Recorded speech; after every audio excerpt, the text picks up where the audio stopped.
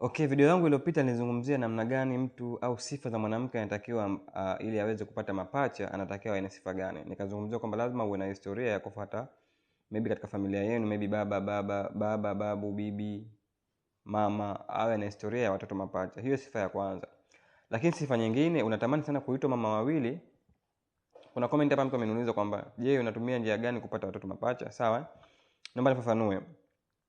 Kama unatamani kuitwa mama wawili, sawa? Unatamani kupata watoto mapacha, lakini katika historia ya familia yenu hamna mtu aliyopata mapacha. Nikazungumzia kwamba unaweza ukatumia twin booster ambazo nimekuwa nikiwasaidia watu kuwapatia hizi, ambazo sifa yake kubwa inaenda kusaidia kuboost ovari zote mbili, upande wa kulia na kushoto, ziweze kutoa mayai ambayo yamekomaa, ili unapokutana na mwenza wako ziweze kufanyia fertilization na kuweza kupata watoto mapacha. Lakini sifa nyingine, hakikisha una miaka zaidi ya miaka 26, yani kuanzia miaka 26 na kuendelea.